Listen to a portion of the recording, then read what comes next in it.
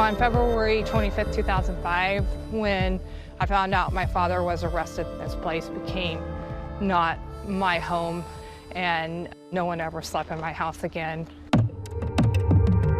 He calls himself the BTK Strangler and promises to kill again. BTK's brutal crimes shocked Wichita. The most infamous unsolved serial killing spree in Wichita history. BTK stood for bind, torture, kill, and that was his MO. 3 letters which can touch off memories for anyone who lived in Wichita during the 1970s. BTK emerged in 1974. When BTK came forward, everybody's life changed. He would see a woman walking and he would say, "She's next." One minute, you had a loving father. The next minute, he's a serial killer. I mean, come on, the child of a serial killer actually talking about it? That's something you almost never hear. Kerri Rawson was 26 years old on the day she learned her father was the cold-blooded killer known as BTK, the man responsible for killing 10 people and terrorizing Wichita, Kansas for decades. What do you remember about that day? There's a knock on my door, and he said he was the FBI, and then he says, "Your dad has been arrested as BTK." And I was like, I think I'm gonna pass out. Wichita was a wonderful city back in the 1970s. Just a nice Midwestern city where people could raise their family without any fear. Never in a million years did Wichitans think that a serial killer would come from here. My dad and my mom met in the fall of 1970. He had just got back from the Air Force. They started dating. They got married 9 months later in May of '71.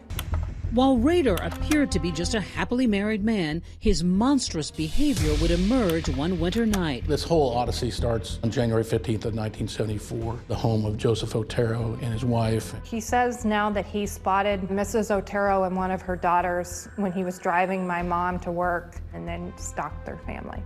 He went to the house one day and cut the phone line, then killed both parents along with their 2 youngest children. When the older children came back from school, they discovered their parents. I ran down the hall, went in their bedroom, and saw my mother on the bed, my father on the floor. My heart just got ripped out of my chest. My life changed instantly. 11-year-old Josephine Otero will be bound with rope, and she's hanging just off the floor. Leaves his DNA at the scene and leaves.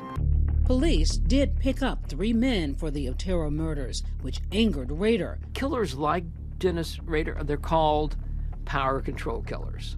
And they love the power, they love the control, and they want the attention. What's a natural way to get attention without identifying yourself is to interact, call the media. Rader calling the local newspaper, claiming to be BTK, and directing them to proof. This guy tells him to look in the city library, tells him a very specific place, go to the engineering section, in fact, tells him the shelf and the book to look for. The police go, find the book, and there is a letter that describes the Otero murders in detail. In the letter, he suggests the moniker BTK, which would stand for bind, torture, kill.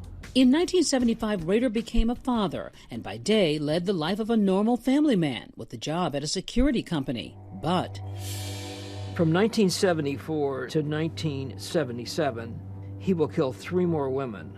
A college student named Catherine Bright, a mother of 3 named Shirley Vian, and a 25-year-old named Nancy Fox. He called in the murder of Nancy Fox. Yes, you will find a homicide at 843 South Pershing, Nancy Fox. The caller said, reporting a homicide. Police went to that address and found Nancy Fox dead, bound and strangled on her bed. You will find a homicide. So when you heard this, did it sound like your father? You can hear like that clip way my father could talk. How would you describe your childhood with your father? I pretty much had the American dream, you know, like the 3-bedroom ranch with the big backyard and the Springer Spaniel dog. And then when I was 4, he built a massive tree house for my brother and I. It was extremely out of the characteristic of my father to be physically abusive. But his murderous intent never went away. April 27th, it's 1985. And Maureen Hedge, who just happened to be his neighbor about 6 doors down, becomes victim number 8. The body was nude and police say badly decomposed. A pair of knotted pantyhose were found lying in the ditch beside it. So over the next 5 years, he kills 2 more women, Vicki Wegerle in September 1986 and Dolores Davis. After he murdered Dolores Davis, he went silent for a very long time. After the last killing in 1991, life went on for the Rader family. Kerri going off to college and meeting her future husband. He just seemed like another regular Wichita dad to me.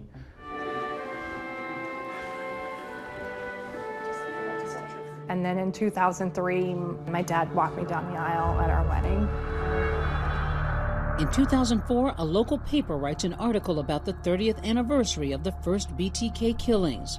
And we included in there that nobody remembered him, which invoked his ire. This morning, we have more information on the letter sent to the Wichita Eagle by the BTK killer. BTK started sending packages with mementos from his crimes. One of those boxes contained a floppy disk. We got into the metadata and it showed that it had been typed on by a computer at a church in Park City. The name of the computer was registered to the name of Dennis. Investigators found the church president was Dennis Rader. They also had an old DNA sample from the first 1974 crime scene. Overnight, we called 200 policemen. We had helicopters. We had resources we had a tank.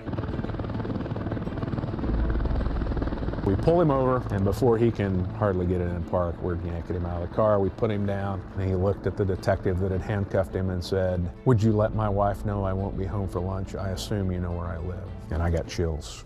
BTK is arrested. Police say this man, 59-year-old Dennis Rader, is the BTK strangler. And you were still at that point convinced that they had the wrong man?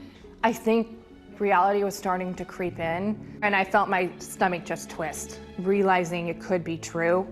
His confession recorded during police interrogation. Yes, you guys know. What else can I say? Say who you are. BTK. You're BTK. It took a while for Dennis Rader to start talking, but once he did, he told police more than they bargained for. And the belt that I used was the belt I was wearing, and I had her come back. And I whispered her a little bit.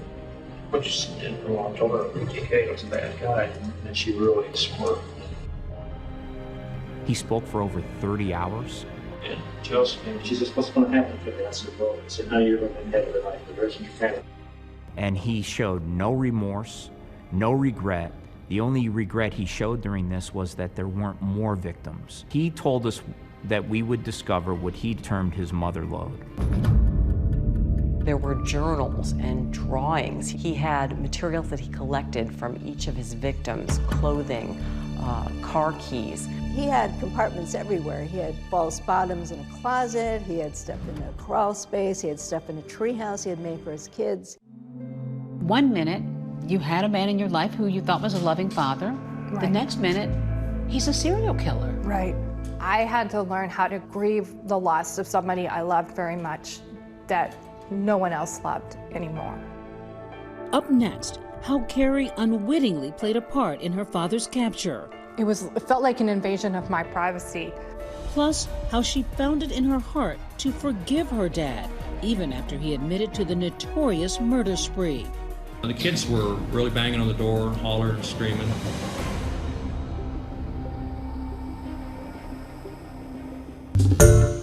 Hi everyone, George Stephanopoulos here. Thanks for checking out the ABC News YouTube channel. If you'd like to get more videos, show highlights, and watch live event coverage, click on the right over here to subscribe to our channel, and don't forget to download the ABC News app for breaking news alerts. Thanks for watching.